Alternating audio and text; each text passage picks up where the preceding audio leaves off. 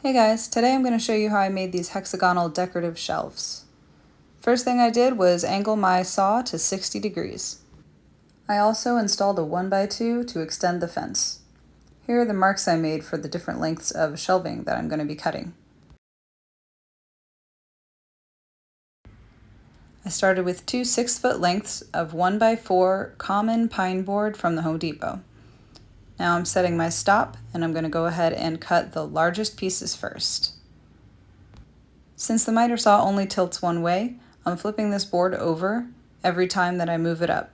This way, the piece has one long side and one short side.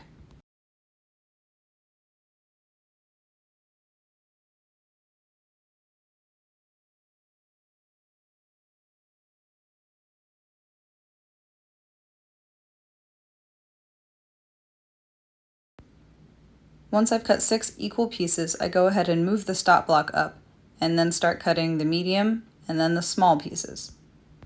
You need 6 of each size. The reason that I chose the measurements that I chose is so that when these are completed, the hexagonal shelves will nestle. This way it's easier to ship them or store them. So once you're done cutting the pieces, you want to make sure that the long side of one piece is shorter than the short side of the next largest piece.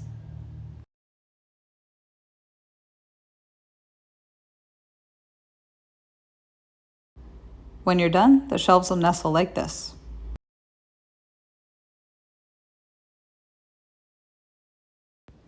Now it's time to get ready for glue up.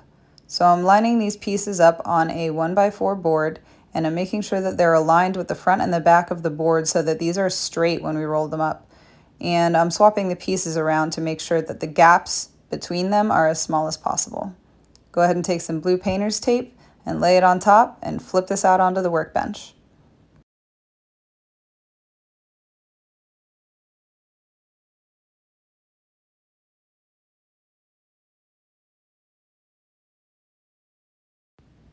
So I always use Titebond 2 or Titebond 3 wood glue to glue these together, and I'm just spreading the glue on with my fingers, and I'm being pretty sparing about it because I don't want any squeeze out. If you're okay with squeeze out, you can go nuts with the glue, but I don't like to sand off glue after the fact, and we'll also be tacking these together with some nails, so the glue just helps to make sure that the joints are sturdy. I went ahead and got my nail gun out, and I'm just shooting 2 pin nails at each joint to reinforce the joints and also to hold them together while the glue dries.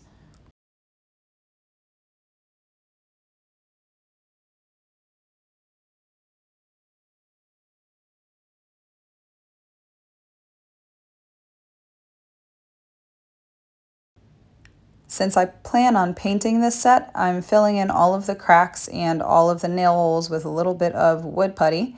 If you're just going to stain yours, this step is optional.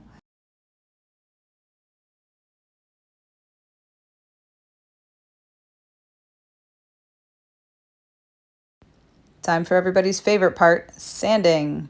I went ahead and started with an 80 grit sandpaper just to knock off any big bits and also to smooth out the wood putty that I used earlier to fill all the gaps. I worked my way up to 150 grit and finally 220 grit, mostly because those are the grits that I happen to have on hand.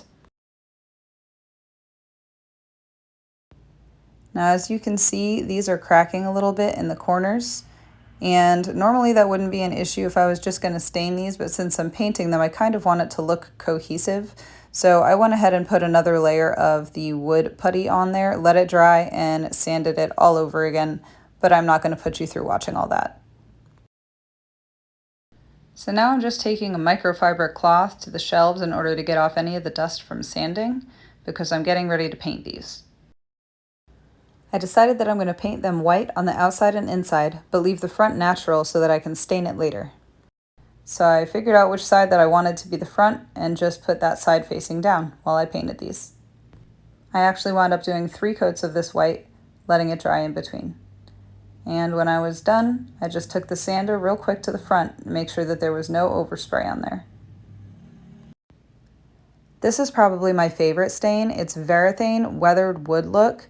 And it's not really a stain, and when you put it on, it doesn't look like much of anything, but what it does is it chemically reacts with the tannins in the wood and creates kind of a gray, weathered look, but the chemical reaction takes a while. So I actually went ahead and did 3 coats of this and then let it dry.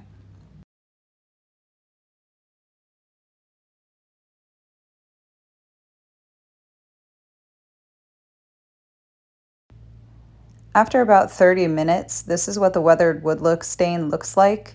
It doesn't look like anything until you put it up next to a plain piece of wood, and then you can see that there is a little bit of a difference, and the color change will deepen with time. Now that the stain is dry, I'm just removing this blue tape so that I can take these outside and put a nice coat of clear varnish on top. As you can see, autofocus is not my friend today. I went ahead and grabbed the 220 grit sandpaper and just did a once over to make sure that there were no contaminants on the shelves, and then wiped the shelves down again with that cloth to make sure that the varnish goes on nice and smooth.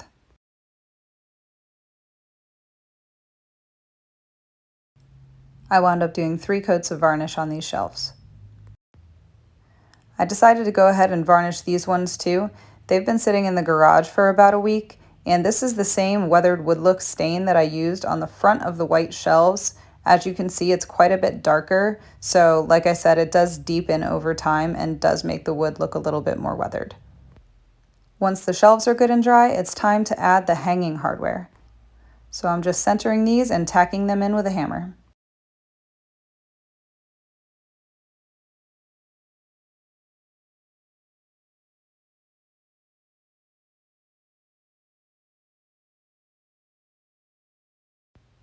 Here they are, all finished and ready to be hung up.